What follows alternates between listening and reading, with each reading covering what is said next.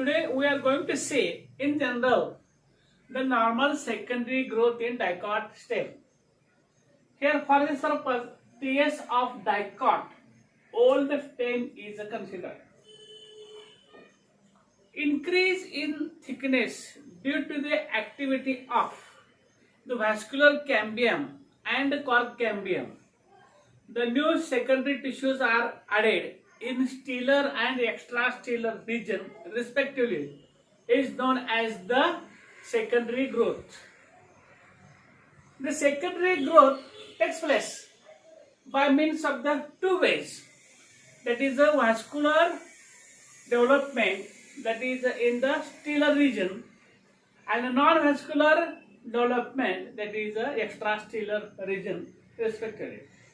See first, the dicot stem, primary dicot stem consists the vascular bundles are arranged in a ring. There are many in numbers. Each and every vascular bundle is conjoined, collateral, open and enlarged vascular bundle present.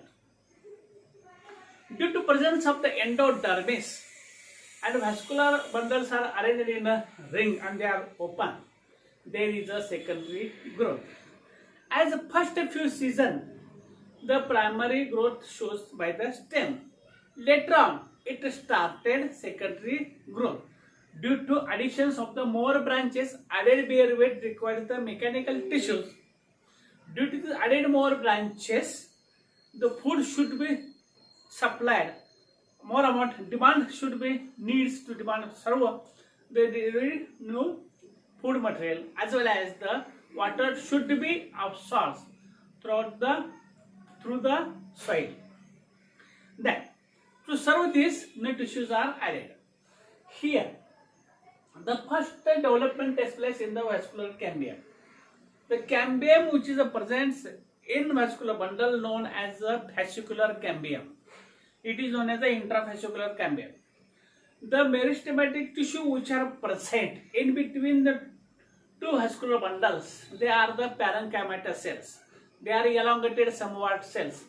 They also decided we should head to the vascular cambium, that is the fascicular cambium. Therefore, the parenchyma tissue which is the longitudinal cell becomes more active. And due to the more active, the small patches of parenchyma tissue takes place. And each and every patch joined to each other. The patches which are going to be joined, they are known as the interfascicular cambium. The interfascicular cambium and intrafascicular cambium, they join to each other. And complete ring is developed. This is a complete circular ring which is developed.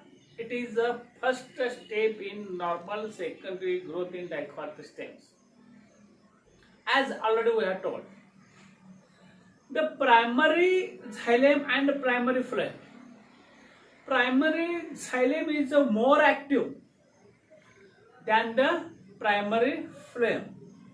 And as the primary xylem pushes towards the inner side more, primary phloem pushes towards the peripheral outer region, smaller regions. When the proportion of the more amount of the xylem, primary xylem, and more amount of the primary xylem produce the secondary phloem and secondary xylem, the proportionality is a normal one. Therefore, the growth of the secondary growth is a normal secondary growth. The primary xylem pushes towards the inner side, primary phloem pushes to the outer side, year by year. And as this one first year, it is a growth ring is considered as, means the smaller region developed by the season, that is known as the autumn wood. And more amount of the region which are developed in the spring wood. Means as the season, autumn season, there is a small ring, and spring region, development of the secondary xylems. Development of the secondary xylems. And such, this autumn wood and the spring wood together is considered as the growth ring. And this growth ring takes place within a 1 year. By counting the growth ring, we can calculate the age of the stem. Here, 1, 2nd, 3rd, and the 4th one. Means this stem is a 4 years old on the basis. And as the secondary xylem, there is a more amount of the secondary vessels are developed. More amount of the secondary vessels are developed. And due to which this middle portion totally near about 90%. There is a botanical there is no percentage. Major portion of the tissue which are produced in the center, it is considered as the wood of the stem. Wood is a hard and stony. Wood is a hard and stony. Therefore, to added bare weight, the bare weights and the branches are not broken. Such one. Then the primary phloem pushes toward outside and it produces the secondary phloem. Here primary xylem is the inner side and the secondary xylem was the outer side. Primary xylem is the crusher. Here the secondary phloem which is developed somewhat this portion secondary was developed, and the primary phloem which is here due to the pressure it crushed out. Also remains only small regions, that is known as the primary phloem, and up to this secondary phloem. Means as compared to the secondary xylem, primary phloem, that is secondary phloem which is produced, it is very smaller in amount, smaller, and this growth is known as the normal secondary. Due to the each and every years, the middle region goes increasing, thickness goes on increasing, diameter goes on increasing, size goes on increasing. Pressure is created from the center towards the outer side, and due to which the epidermis which is a presence, the epidermis replaced, epidermis break down, and it replaced into the periderm. It replaced into the periderm. Here, the first while replacing, that is it is a development from this up to this. The development that is the non-vascular development, that is the extracellular development. First of all, cambium which is a developer, cambium having the cells power of divisions, that is known as the quark cambium. The cambium cells are rectangular, compactly arranged, thin-walled regions. And these cells are the living one, and each and every cambium, it having the power of divisions. It cut off the new cells to the inner side, it cut off the new cell towards the outer side, it cut off the both sides of the tissue, and due to which towards the inner side, the tissue which is a developer, the tissues are loosely arranged in parenchymatous cells. They are known as the secondary cortex. They are known as the secondary cortex.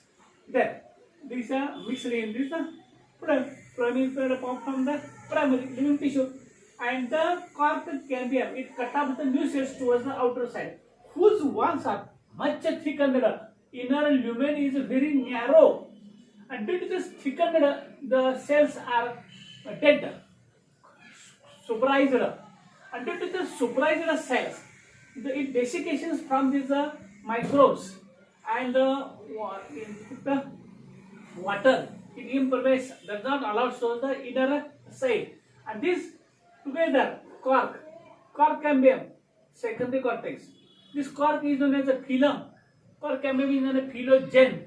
Secondary cortex is known as a phyloderm. Together form the periderm. Together form the periderm, and periderm is nothing but the bark of the tree. This is the and the secondary xylem. In the secondary xylem, secondary phloem, the in between the parenchyma tissue which is a presence, these tissues are formed the long narrow rays, and these long narrow rays, they are known as the medullary rays. Medullary rays are connected, that is the water which are absorbed by this xylem is translocated up to the growing regions of the phloem and prepared food by the phloem. translocated towards the conducted and translocated towards the xylem region for the growth and the development. Such type of the growth is observed in the dicot stem.